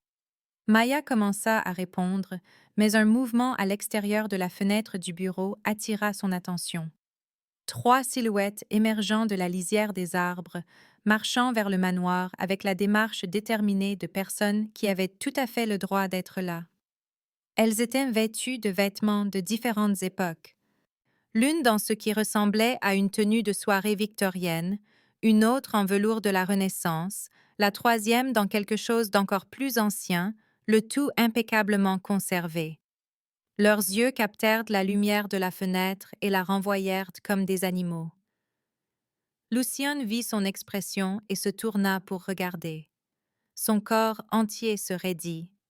Ses mains, qui avaient été détendues sur le bureau, se crispèrent en poings. Quand il parla, sa voix était plus froide que Maya ne l'avait jamais entendue. « Allez dans votre chambre, dit-il. Verrouillez la porte de l'intérieur. Ne sortez pas avant que je ne vienne vous chercher. »« Qui sont-ils » dit Maya, mais elle reculait déjà vers la porte car le danger dans la voix de Lucien était indubitable. « Délégation du Covenant, dit Lucien. Quelqu'un les a informés de notre arrangement. Allez. Maintenant. Maya courut. Elle atteignit sa suite et jeta le verrou intérieur juste au moment où elle entendit la porte d'entrée s'ouvrir en bas, entendit des voix résonner dans les couloirs de pierre du manoir. Elle pressa son oreille contre la porte et écouta. La voix qui parla la première était douce et androgyne, belle de la manière dont les choses prédatrices sont belles. « Lucien Cross, dit-elle. Quelle surprise de vous trouver à héberger une humaine liée sans les serments appropriés. Nous étions sous l'impression que vous compreniez la loi du Covenant. » La réponse de Lucien fut sèche. « Elle n'est pas liée. Elle est la compagne de ma mère. Il n'y a pas de loi contre la compagnie. » La voix rit et le son fit frissonner Maya. « De la sémantique, dit-elle. La mortelle vit dans votre maison, mange votre nourriture, existe dans votre sphère d'influence sans protection formelle. Cela la rend vulnérable à tout vampire qui choisit de la réclamer, sauf si vous avez soumis les documents appropriés au Haut Conseil, ce que, bien sûr, vous n'avez pas fait. « J'invoque le sanctuaire domestique, dit Lucien. Elle est sous ma protection personnelle. »« Pour l'instant, dit la voix. Mais le sanctuaire nécessite une reconnaissance formelle. Nous sommes ici pour fournir cette reconnaissance et pour nous assurer que la mortelle comprend dans quoi elle s'est engagée. Faites-la sortir. »« Non, dit Lucien, et ce seul mot portait assez de menace pour faire frissonner Maya. Elle entendit du mouvement, des pas montant les escaliers, puis Eleanor était à sa porte, signant frénétiquement à travers la fente. « Laisse-moi entrer, » signa la vieille femme. « Vite. » Maya ouvrit la porte et Eleanor se glissa à l'intérieur, son visage tendu par la peur. Elle éloigna Maya de la porte et commença à signer rapidement. « Ce sont des exécuteurs du conseil, » signa Eleanor. « Celui qui parle est Séraph. Ils ont l'autorité de juger les violations du Covenant et d'exécuter la punition sur le champ. S'ils décident que tu es une violation, ils peuvent te tuer, te lier ou t'effacer de ma mémoire si complètement que ce sera comme si tu n'avais jamais existé. Ils sont venus parce que quelqu'un nous a dénoncés, quelqu'un qui veut voir notre famille affaiblie. »« Que dois-je faire » signa Maya en retour, ses mains tremblantes. Les yeux d'Eleanor étaient humides. Fais confiance à Lucien, signa Eleanor. Il te protégera. Il le doit. S'il échoue, je m'efface, et il ne le permettra pas. Elles restèrent dans la pièce pendant 20 minutes qui semblèrent des heures, écoutant les voix monter et descendre dans le grand hall en bas. Maya ne pouvait pas distinguer les mots, mais elle pouvait entendre le ton, pouvait entendre la fureur contrôlée de Lucien et la condescendance amusée de Séraph. Puis le silence, puis des pas dans les escaliers, puis on frappa. Maya ouvrit la porte pour trouver Lucien debout là avec 3 étrangers derrière lui. Celui de devant, Séraph, était grand et mince, avec des traits si parfaits qu'il semblait sculpté plutôt que né. Leurs yeux étaient d'un or pâle et complètement dépourvus de chaleur. Derrière eux se tenaient 2 autres, un homme et une femme, tous deux observant Maya avec l'attention concentrée de scientifiques observant un spécimen. « Alors c'est la mortelle, » dit Séraph. « Charmant. Elle connaît même la langue des signes. Très utile. » Maya se força à se tenir droite, à rencontrer ses yeux d'or sans ciller. « Mon nom est Maya, » dit-elle. Séraph sourit. « Bien sûr que c'est le cas, » dirent-ils. « Maya, je suis ici pour vous informer que votre arrangement actuel avec la famille Cross viole la loi du Covenant. Vous êtes une humaine non liée vivant en proximité intime avec des vampires, ce qui crée des complications légales. Vous avez 2 options. Vous soumettre à un lien de sang formel qui liera votre vie à cette maison en permanence. Ou nous vous effaçons de la mémoire d'Eleanor et vous retournez à votre vie mortelle sans aucune connaissance de ce que vous avez vu. Vous avez jusqu'au lever du soleil pour décider. La gorge de Maya s'assécha. « Et si je ne choisis aucune des 2, dit-elle. « Alors nous choisissons pour vous, dit Séraph agréablement, et nous ne sommes pas connus pour notre pitié. Lucien s'avança, se plaçant entre Maya et la délégation. Elle ne choisit aucune des 2, dit-il. J'invoque le rite du sanctuaire, une loi ancienne qui précède le Covenant. Une mortelle sous serment personnel, protégée par le nom et le pouvoir du vampire invocateur, liée à son territoire pour 1 an et 1 jour. Le choix de la mortelle, librement donné, en échange d'une protection absolue contre toute interférence du Covenant. Le sourire de Séraph s'élargit. Quel archaïsme, dirent-ils, mais légal. Si la mortelle est d'accord, si elle comprend que quitter le territoire annule la protection, si elle peut survivre 1 an à vos soins sans que vous la vidiez accidentellement de son sang ou que vous la rendiez folle. Ils se tournèrent vers Maya. Qu'en dites-vous, petite mortelle, 1 an et 1 jour, en tant que pupille, sous serment de Lucien Cross, piégée dans cette ville, dans cette maison, incapable de partir sans renoncer à votre vie. Ou nous pouvons mettre fin à cela maintenant et vous épargner une souffrance prolongée. Maya regarda Eleanor, le visage de la vieille femme tendu par la peur et l'amour. Elle regarda Lucien, le contrôle désespéré à peine contenu dans ses yeux. Elle regarda Séraph et vit la mort portant un beau visage. « 1 an et 1 jour, dit Maya. C'est tout. La voix de Lucien était rauque. C'est tout. Alors j'accepte, dit Maya. L'expression de Séraph vacilla avec quelque chose qui aurait pu être de la déception. Très bien, dirent-ils. Le rite est invoqué. Lucien Cross, vous avez 1 an et 1 jour pour maintenir la vie de cette mortelle sur votre territoire. Si elle franchit la frontière, elle est perdue. Si elle meurt de votre main ou par négligence, le nom de votre famille est déchu et vos possessions dissoutes. Le Haut Conseil surveillera. » Ils se tournèrent pour partir, mais s'arrêtèrent à la porte. « Une dernière chose, » dit Séraph sur un ton de conversation. « Vous vous êtes ramolli, Lucien. Vous liez à une mortelle pour une créature qui aurait dû être poussière il y a 1 siècle. Certains au Conseil suggèrent des solutions alternatives. Éliminer le problème à la source. » Lucien bougea plus vite que Maya ne put le suivre, se retrouva soudain nez à nez avec Séraph, sa main enroulée autour de leur gorge. Touchez-la, dit-il d'une voix à peine humaine, et je vous rappellerai pourquoi ma famille tenait le trône avant que votre lignée n'apprenne à marcher. Le sourire de Séraph ne vacilla jamais, même lorsque les doigts de Lucien se resserrèrent. Le voilà, chuchotèrent-ils, le monstre sous le gentleman. Nous commencions à penser que vous aviez oublié.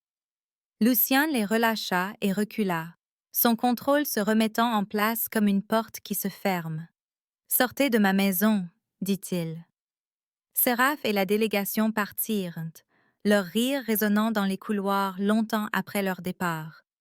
Maya se tenait dans l'embrasure de sa porte, tremblante, le poids de ce qu'elle venait d'accepter s'abattant sur ses épaules. 1 an et 1 jour.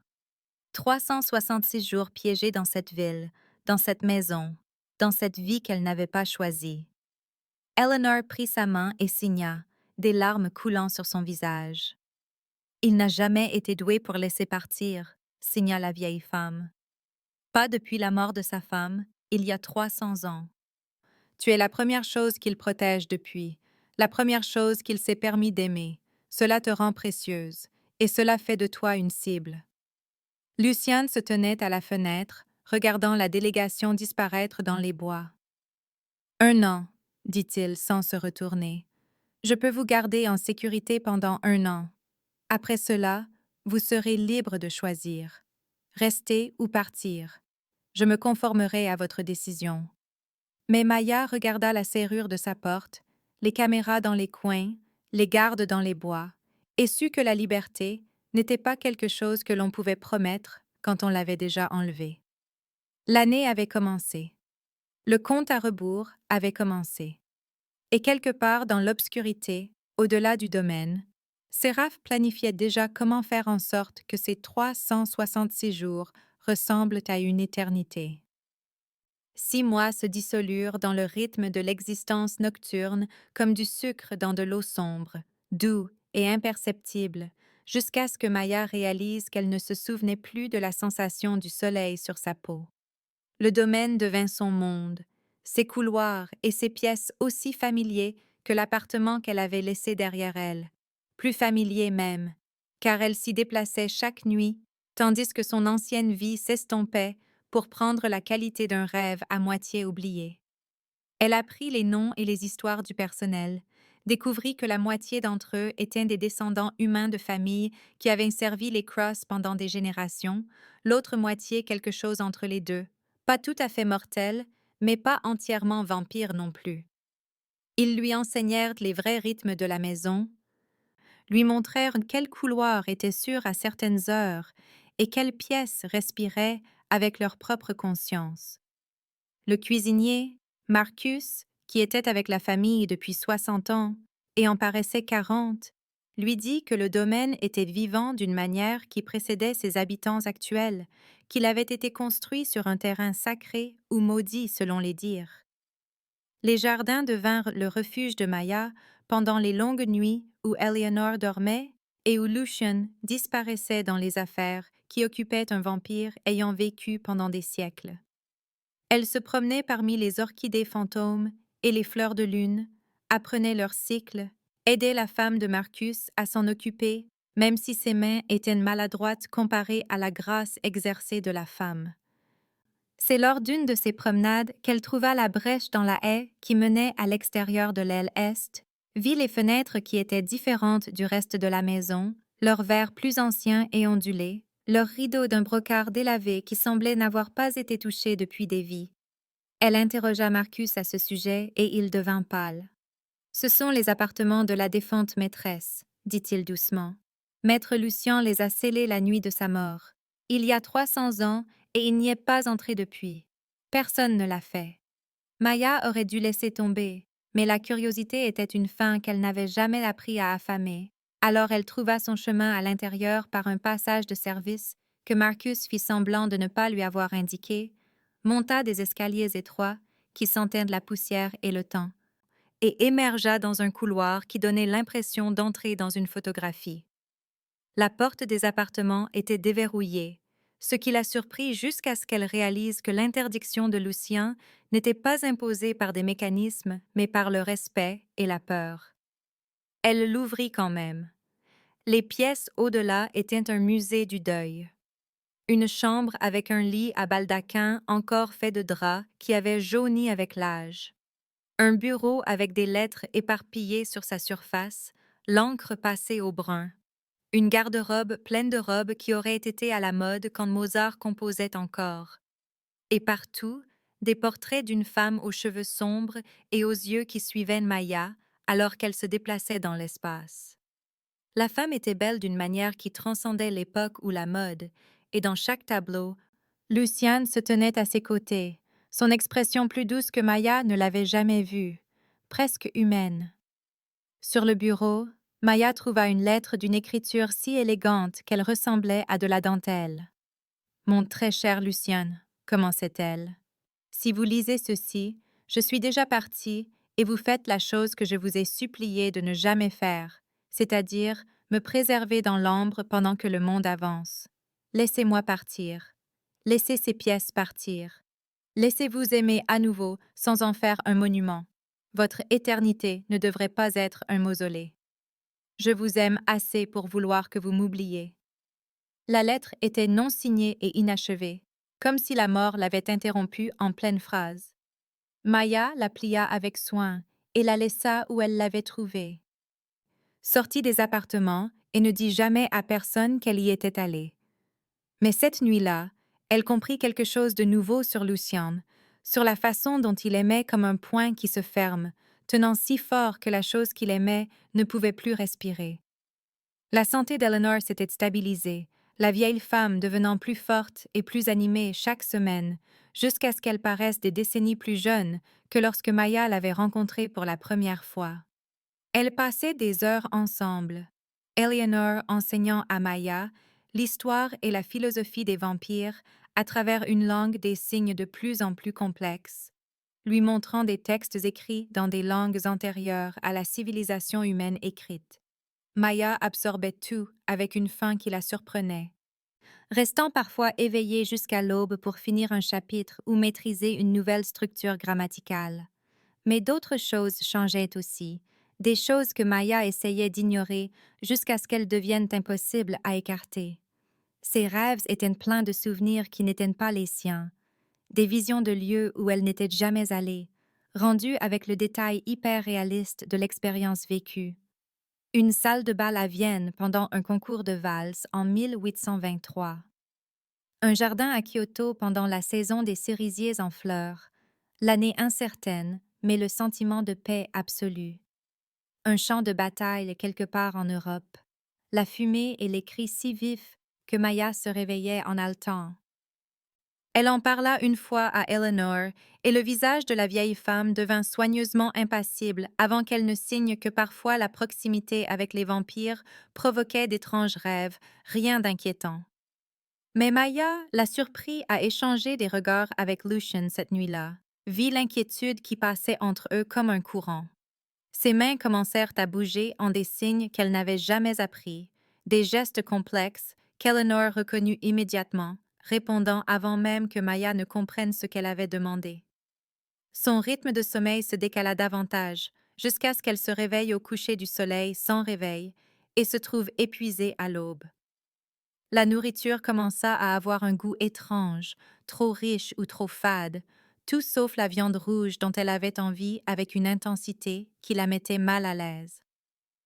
Et l'obscurité, qui au début avait semblé oppressante, commença à ressembler à un foyer.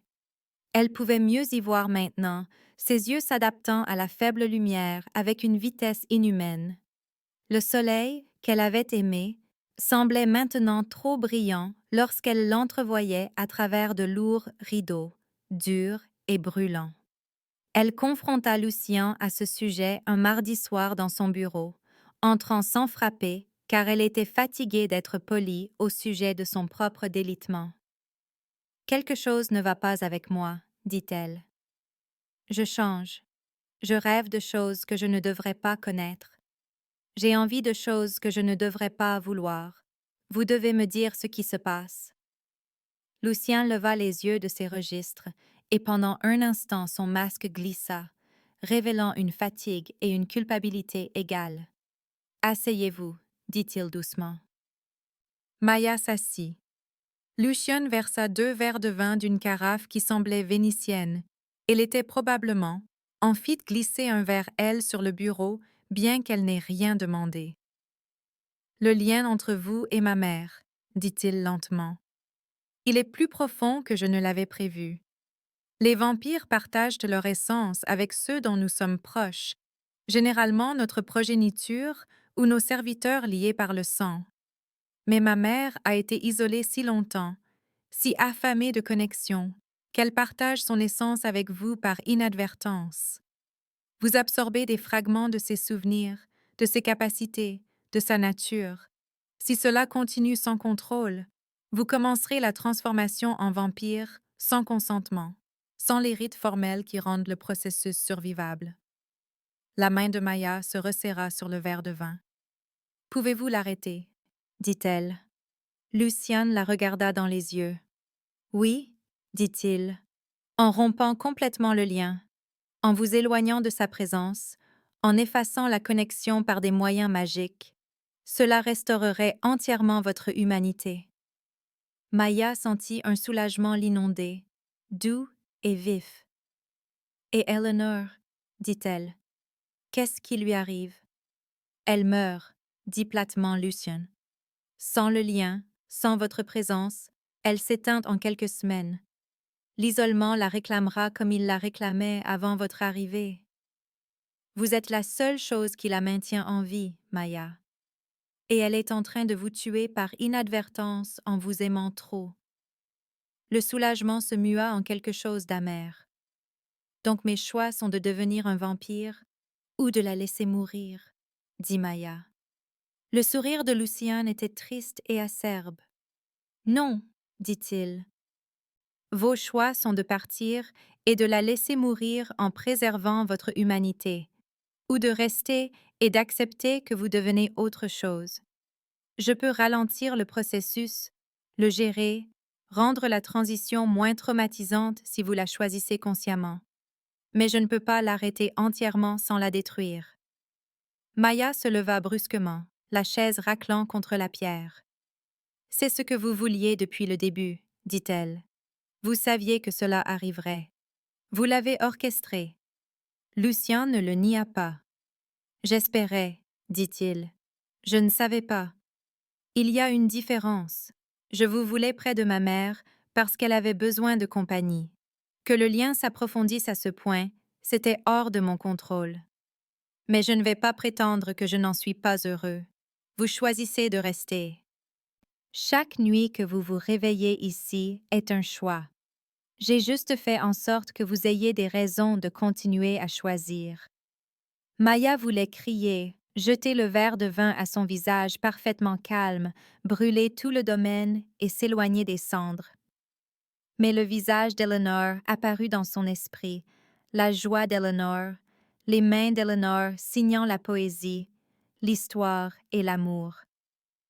Elle alla se coucher sans un mot de plus et rêva d'une fille qu'elle n'avait jamais eue, une fille aux boucles sombres qui l'appelait maman dans une langue que Maya ne parlait pas mais comprenait parfaitement. Elle se réveilla en sachant que c'était le souvenir d'Eleanor, la perte d'Eleanor, qui saignait dans sa conscience comme de l'aquarelle sur du papier mouillé.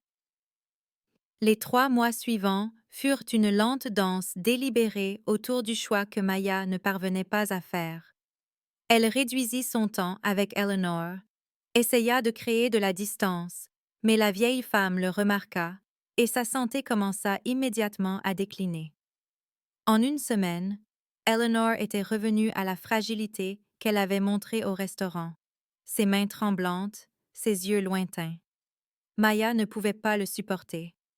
Elle retourna à leur session nocturne et regarda Eleanor s'épanouir à nouveau, se sentit glisser davantage dans la transformation à chaque conversation. Lucien observait tout cela avec la patience de quelqu'un qui avait l'éternité pour attendre, ne poussant jamais, ne demandant jamais, juste présent. Maya le surprenait parfois à la regarder avec une expression qu'elle ne pouvait nommer, quelque chose entre l'émerveillement et le chagrin. Elle commença à comprendre qu'il n'avait pas non plus anticipé ce résultat, qu'il était aussi piégé par la situation qu'elle, liée par son amour pour sa mère et son attachement croissant à Maya, dans une position où chaque choix ressemblait à une trahison.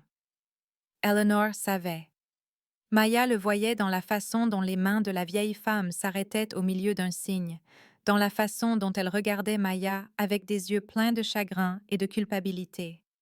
Une nuit, Eleanor prit les deux mains de Maya et signa avec une clarté absolue. « Ne deviens pas comme nous pour me sauver, » signa-t-elle. « J'ai déjà vécu trop longtemps. J'ai trop vu. J'ai trop perdu. Ta vie devrait être la tienne, pas un sacrifice sur l'autel de ma solitude. Laisse-moi partir. » Maya signa en retour à travers ses larmes. « Je ne peux pas. » Eleanor sourit et signa. « Je sais. C'est pourquoi je t'aime. » Le premier jour du 7e mois, Séraph revint. Maya était dans la bibliothèque en train de lire un texte sur la loi du Covenant, essayant de comprendre les failles et les précédents qui pourraient offrir une échappatoire, quand Lucien apparut dans l'embrasure de la porte avec le meurtre dans les yeux. « Ils sont de retour, » dit-il. « Délégation du conseil. Séraph et 2 exécuteurs. Ils ont un jugement. » Le sang de Maya se glaça. Elle le suivit jusqu'au grand hall où Séraph attendait, vêtu de vêtements de la Renaissance italienne, tout en velours noir et broderie d'argent. Les 2 exécuteurs les flanquaient, silencieux et immobiles comme des statues. Le grand hall avait été préparé, une centaine de bougies allumées et disposées en cercle concentrique sur le sol, projetant des ombres qui dansaient comme des êtres vivants. « Quel plaisir de vous revoir, » dit Séraph agréablement. « Vous avez l'air différente, petite mortelle, plus vivante et moins vivante à la fois. La transformation vous va bien. »« Que voulez-vous » dit Lucien. Séraph tira un parchemin de leur manteau, le déroula avec panache. « Le Haut Conseil a examiné votre cas, dirent-ils. Votre invocation du rite du sanctuaire était légale mais problématique. La mortelle subit une transformation sans rite formel. Cela viole plusieurs dispositions du Covenant concernant la création de nouveaux vampires. Le Conseil a statué comme suit.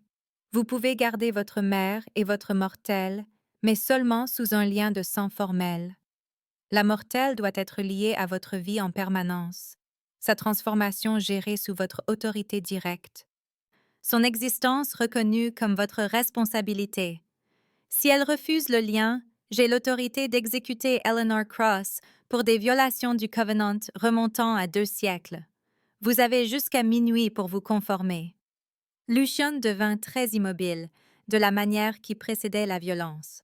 « Vous osez, » dit-il doucement, « menacer ma mère dans ma propre maison. » Le sourire de Séraph s'élargit. « Je ne menace pas, » dirent-ils. « J'exécute. La patience du conseil est épuisée. Liez la mortelle ou enterrez votre mère. Ce sont vos options. » Lucien bougea et soudain, il y avait une épée dans sa main, quelque chose d'ancien et de sombre qui semblait boire la lumière des bougies. Maya ne l'avait jamais vu perdre le contrôle, mais elle le voyait maintenant, voyait le monstre sous le gentleman. La chose qui avait détenu le pouvoir pendant des siècles et ne le céderait pas sans effusion de sang. Il allait tuer Séraph. Il allait essayer. Et le conseil le détruirait pour cela, déchirerait tout ce qu'il avait construit, tuerait Eleanor juste pour marquer un point. « Non, » dit Maya. Le mot trancha la violence montante comme une lame. Luciane se figea. Les sourcils de Séraph se haussèrent. Maya s'interposa entre eux, son cœur battant la chamade mais sa voix ferme. « Je le ferai, » dit-elle. « Le lien. J'accepte. » Luciane se tourna vers elle, l'épée toujours à la main. « Vous n'êtes pas obligée, » dit-il. « Je peux combattre ça. Je peux vous protéger toutes les deux. »« Et tout perdre dans le processus, » dit Maya. « Non. J'en ai assez de vous voir vous sacrifier pour les gens que vous aimez. Vous avez dit que j'aurais le choix. Alors laissez-moi le faire. » Liez-moi maintenant, libérez-moi plus tard. Si je reste après ça, ce sera réel. Pas de la coercition, pas du désespoir. Réel. La main de Lucien se resserra sur la poignée de l'épée. Et si vous partez, dit-il. Alors vous aurez tenu parole, dit Maya, et peut-être que ce sera suffisant. Eleanor apparut de l'ombre, se plaçant à côté de Maya. Elle signa rapidement à Lucien, son visage féroce. Laisse-la choisir. Laisse-la avoir son mot à dire, même si les options sont terribles. Tu lui dois bien ça. Lucien regarda entre elles, les deux personnes qu'il avait manœuvrées, manipulées et aimées dans ce coin impossible, et Maya vit le moment exact où quelque chose en lui se brisa. Il abaissa l'épée. Très bien, dit-il, mais pas de façon permanente. Je la lis pour l'année convenue. Quand l'année se terminera, je la libérerai, sans condition, sans attente. Elle partira libre ou restera libre. Son choix. L'expression de Séraph vacilla de surprise et de quelque chose qui aurait pu être du respect. Quelle noblesse, dirent-ils. Très bien, procédons. Le rituel de liaison nécessitait du sang, des mots et des témoins, tous fournis par Séraph avec l'efficacité de quelqu'un qui avait fait cela 1000 fois. Un bol en argent fut placé au centre du cercle de bougies. Lucien et Maya furent positionnés de part et d'autre. Séraph se tenait à la tête, les deux exécuteurs les flanquant comme des juges silencieux. « Quand j'appellerai le sang, vous le fournirez chacun, » instruisit Séraph. « Quand je prononcerai les mots, vous les répéterez. Le lien sera complet lorsque votre sang se mélangera et que le serment sera prononcé. Il n'y a pas de retour en arrière, sauf par la mort ou la libération formelle. Consentez-vous tous les deux? » Oui, dit Maya. Lucien hésita un battement de cœur. Deux, puis hocha la tête. Oui. Séraph sortit un couteau en argent, l'offrit d'abord à Lucien. Il se coupa la paume sans broncher, laissa le sang s'égoutter dans le bol, sombre et visqueux, et d'une certaine manière anormal, trop épais pour être humain. Puis Maya prit le couteau, le pressa contre sa propre paume, sentit la piqûre, puis le flux chaud. Son sang tomba dans le bol et se mélangea à celui de Lucien, et au moment où ils se touchèrent, les bougies s'embrasèrent assez fort pour faire mal, puis s'affaiblir, jusqu'à presque s'éteindre. L'air vibra de quelque chose d'ancien et de vaste. « Répétez après moi, » dit Séraph, et commença à parler dans une langue antérieure au latin, antérieure au grec, des mots qui avaient le goût du cuivre et de la nuit sur la langue de Maya. Elle les répéta phonétiquement, ne comprenant pas mais sentant leur poids. Lucien les prononça les yeux rivés sur les siens, sa voix brute. Moi, Lucien Cross, je lis ta vie à la mienne. Ton sang est mon sang, ton souffle est mon souffle. Ton cœur bat parce que je le veux. Et quand l'année se terminera, je te laisserai partir. La dernière ligne ne faisait pas partie de la récitation de Séraph, mais Lucien la prononça quand même, ajoutant son propre vœu aux mots anciens. Le sourire de Séraph devint acéré, mais ils n'objectèrent pas. Le lien s'abattit sur Maya comme un filet, invisible mais indéniable. Elle sentit Lucien soudainement, pas seulement dans la pièce mais dans son esprit, sa présence comme un second battement de cœur, ses émotions se déversant dans les siennes. Le chagrin, la rage, une solitude si profonde qu'elle avait sa propre gravité, et sous tout cela, un attachement croissant pour elle qui le terrifiait autant qu'il la terrifiait. Et elle réalisa avec un choc que la connexion allait dans les deux sens. Il pouvait la sentir aussi. Sa gentillesse, sa perte, sa peur de ce qu'elle devenait et son soulagement secret que le choix lui soit enlevé. Ils se fixèrent à travers le bol d'argent et le sang mêlé, et se virent vraiment pour la première fois, dépouillés de toute prétention et de tout masque. C'était intime et violent, et aucun d'eux ne pouvait détourner le regard. « Le lien est complet, » dit Séraph. « La mortelle est liée à Lucien Cross, pour 1 an ou jusqu'à sa libération formelle. La transformation se déroulera sous son autorité. Le conseil surveillera la conformité. Ils firent un geste aux exécuteurs qui s'avancèrent et notèrent quelque chose dans un registre, officiel et froid. Quand Maya baissa les yeux sur son poignet, elle le vit, une fine cicatrice argentée en forme de croissant de lune qui n'était pas là auparavant, la marque physique de la chaîne invisible. Quelle noblesse, dit à nouveau Séraph, mais leur ton était moqueur maintenant. Voyons si vous survivez l'un à l'autre aussi longtemps. Ils partirent avec les exécuteurs, laissant Maya et Lucien seuls dans le grand hall, entourés de bougies vacillantes et de l'odeur du sang et de la vieille magie. Dehors, les bois se turent, chaque créature retenant son souffle. Eleanor apparut et prit Maya dans ses bras, signant réconfort et excuse contre son épaule. Lucien se tenait à l'écart, l'épée toujours à la main, et quand Maya le regarda à travers la nouvelle connexion, elle sentit son cœur se briser et se reformer autour de la promesse qu'il venait de faire, le vœu de la laisser partir, qu'il ne savait pas s'il pourrait tenir. L'année était à moitié écoulée. 6 mois restaient, et maintenant, ils étaient liés d'une manière qui rendait le départ et le séjour également impossibles. 3 jours après la liaison, Maya se réveilla pour trouver Eleanor assise au pied de son lit dans l'obscurité de l'aube, les mains de la vieille femme bougeant déjà en signe qui captaient la faible lumière de la fenêtre comme des oiseaux pâles en vol.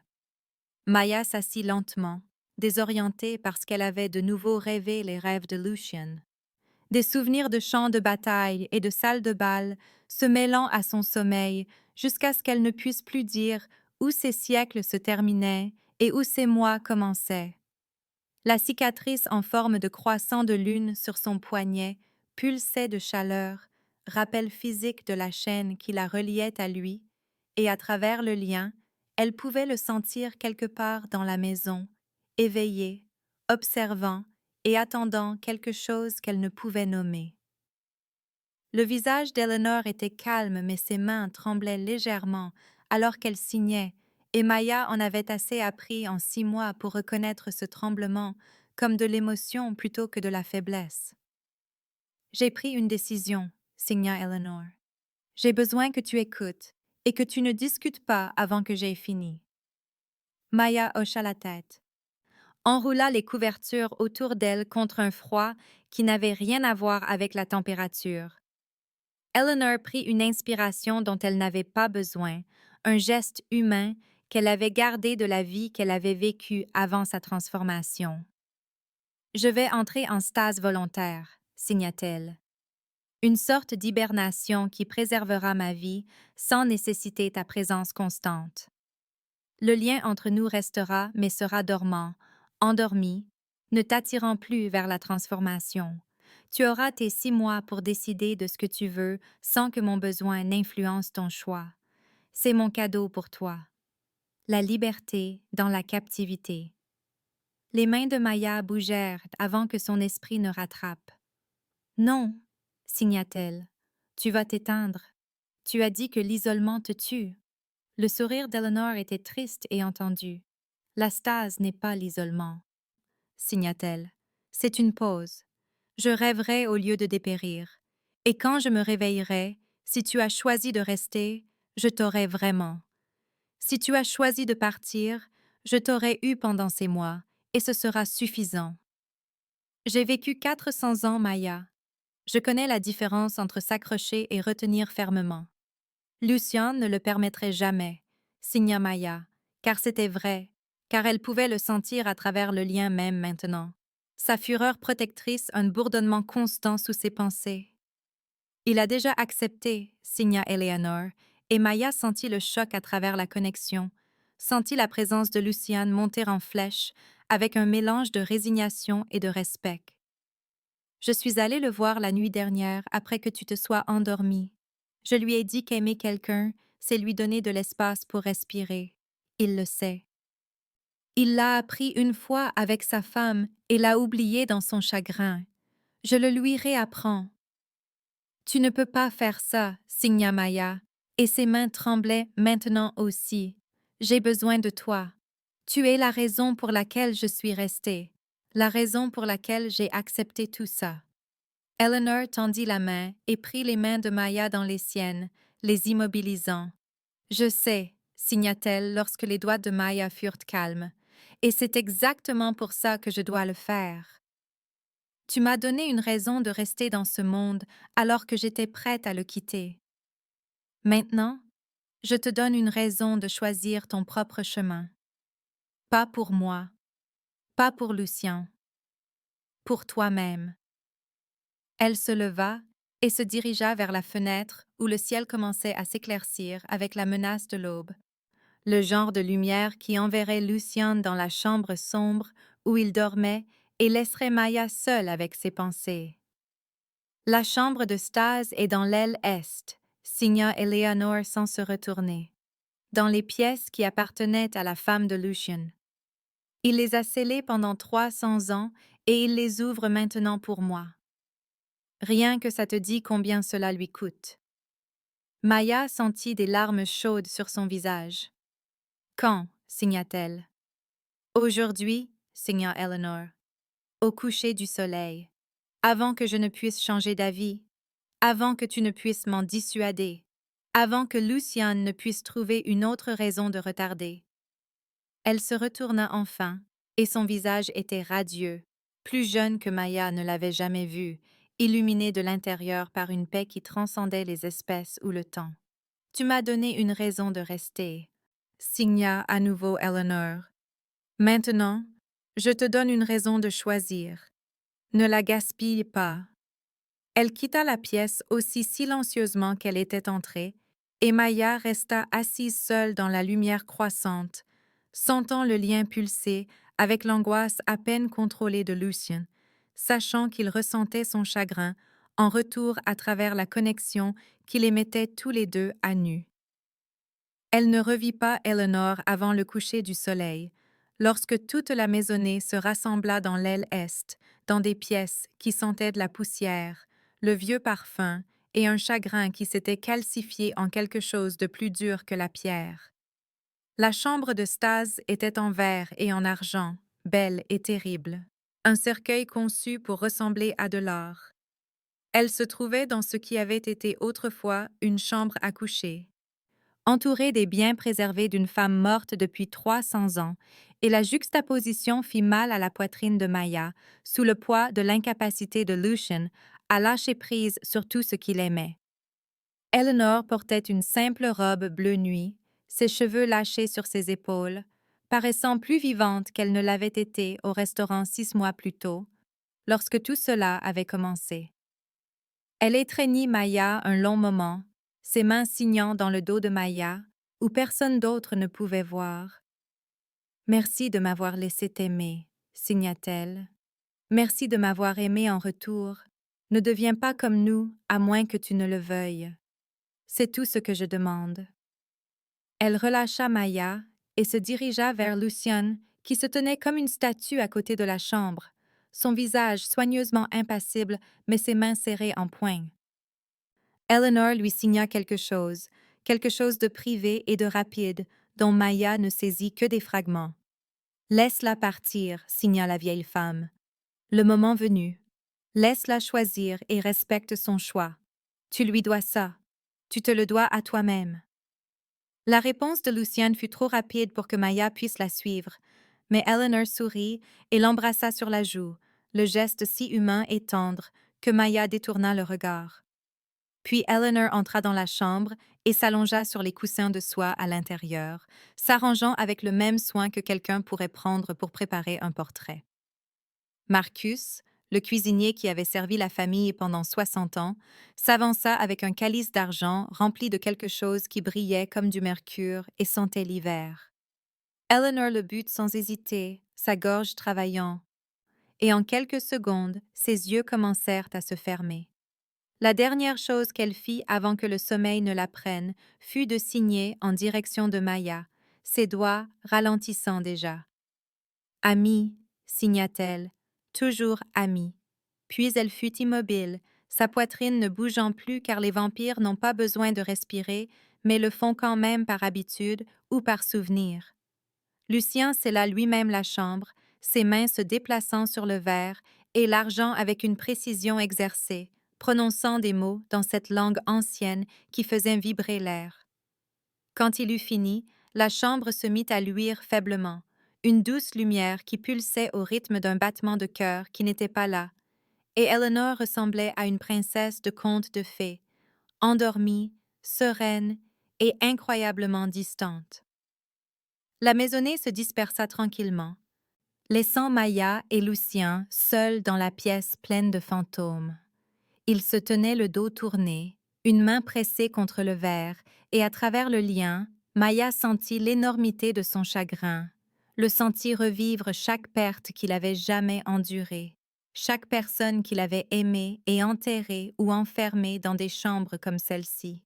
« Je suis désolé, dit-il enfin, sa voix rauque, pour tout ça, pour t'avoir piégé, pour t'avoir manipulé, pour t'avoir mal aimé, alors que j'aurais dû mieux savoir. » Maya se plaça à côté de lui, assez près pour que leurs épaules se touchent presque. « Tu as dit que tu me laisserais partir quand l'année se terminerait, dit-elle. Le pensais-tu? Oui, dit Lucien. Et c'est le pire. Je le pensais. Je m'y conformerai. Et je ne sais pas si je pourrais y survivre. À travers le lien, Maya sentit la vérité de ses paroles. Sentit sa peur du vide qui viendrait quand elle partirait, le sentit déjà se préparer à la perte alors même qu'il se battait pour lui donner la liberté. Elle regarda Eleanor dans la chambre, la vieille femme qui avait choisi de dormir plutôt que de piéger Maya davantage, et sentit quelque chose bouger dans sa poitrine. « Qu'est-ce qui se passe si je reste après la fin de l'année » dit Maya doucement. Lucien se tourna pour la regarder enfin, ses yeux sombres et scrutateurs.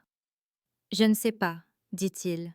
Personne n'est jamais resté. »« Alors peut-être que nous le découvrirons ensemble, » signa Maya, utilisant la langue qu'Eleanor lui avait enseignée, la langue qui avait tout commencé. L'expression de Lucien se fissura, montrant la solitude en dessous, l'espoir désespéré qu'il n'osait pas exprimer. « Peut-être, dit-il. » Il la laissa seule alors, car il apprenait encore à aimer sans encager, et elle apprenait encore à rester sans se rendre. Maya resta dans l'aile est jusqu'à la nuit noire, regardant Eleanor dormir dans la chambre entourée des biens d'une autre femme que Lucien avait aimée et perdue, et se demanda si elle était condamnée à devenir un autre fantôme qu'il ne pouvait pas libérer ou si elle pouvait être la chose qui lui apprendrait enfin la différence entre s'accrocher et laisser partir. Quand elle retourna à sa suite, la porte était déverrouillée de l'extérieur, les caméras dans les coins avaient été déconnectées, et sur son bureau se trouvait une seule clé étiquetée simplement sortie. Le cadeau de Lucien. La promesse de Lucien. Le pari de Lucien que la liberté offerte pourrait être plus forte que la liberté volée. Maya ramassa la clé et sentit son poids. Sentit le lien pulser avec la présence de Lucien quelque part dans la maison, sentit son propre cœur s'emballer en réalisant qu'elle ne voulait pas l'utiliser, pas encore, peut-être jamais, et cela la terrifiait plus que tout ce que les vampires lui avaient montré. Elle alla à la fenêtre et regarda les jardins où les fleurs ne s'épanouissaient que dans l'obscurité, où les bois se pressaient avec leurs gardes vigilants, où les frontières de la ville attendaient à 6 mois de là, comme une promesse ou une menace. Son reflet dans la vitre était plus faible qu'il n'aurait dû l'être, ses yeux captant la lumière et la renvoyant avec la première lueur d'un éclat inhumain. La transformation ne s'était pas arrêtée avec la liaison, seulement ralentie, et chaque nuit, elle se sentait devenir autre chose que ce qu'elle avait été. Dans les bois au-delà du domaine, une paire d'yeux dorés observait depuis l'ombre, patient et affamé. Séraph n'était pas parti, ne partirait pas, attendait de voir si Maya survivrait au mois restant ou si le contrôle de Lucien glisserait et que le conseil aurait une raison d'intervenir. La voix vint alors à travers le lien, la présence de Lucien dans son esprit pour la première fois depuis la liaison, prudente et hésitante. 6 mois, dit-il sans parler à voix haute. Je peux te garder en sécurité pendant 6 mois. Après ça, tu décides. Rester ou partir. Je me conformerai à ton choix. Maya pressa sa main contre la vitre et sentit la barrière entre l'intérieur et l'extérieur, entre captive et libre, entre humaine et autre chose. À travers le lien, elle renvoya une seule pensée. Et si je ne sais pas ce que je veux? Alors nous avons 6 mois pour le découvrir, répondit Lucien. Ensemble. Le mot flotta entre eux, porté par le sang, la magie et la terrible intimité d'un lien qu'aucun d'eux n'avait pleinement anticipé. Ensemble, pensa Maya, et ne sut pas si c'était une promesse, une prière ou une menace. Elle se détourna de la fenêtre, mit la clé dans sa poche et s'allongea dans le lit qui était le sien mais aussi une cage, dans la maison qui était un abri mais aussi une prison, dans la vie qui était à la fois un cadeau et un vol. La cicatrice en forme de croissant de lune sur son poignet pulsait au rythme du battement de cœur de Lucienne 3 étages plus bas, et elle rêva d'Eleanor dormant dans le verre, d'une femme morte depuis 3 siècles, de jardins qui ne poussaient que dans l'obscurité, et d'un choix qu'elle devrait faire quand le printemps viendrait, que l'année se terminerait, et que la liberté attendrait comme une porte ouverte qu'elle n'était plus sûre de vouloir franchir.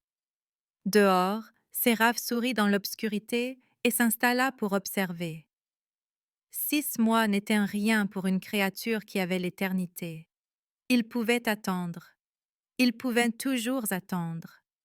Et le moment venu, lorsque Maya ferait son choix et que Lucien tiendrait ou romprait sa promesse, le Covenant serait là pour s'assurer que les lois soient honorées et l'équilibre maintenu. D'une manière ou d'une autre, cette histoire prendrait fin. La seule question était de savoir si elle se terminerait dans le sang ou la liaison, dans la liberté ou l'éternité, avec Maya partant humaine ou restant comme quelque chose d'autre entièrement.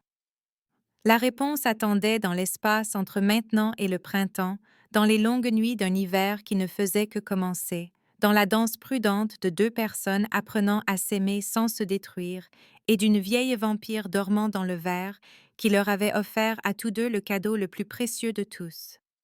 La liberté de choisir, même lorsque chaque choix ressemblait à une perte.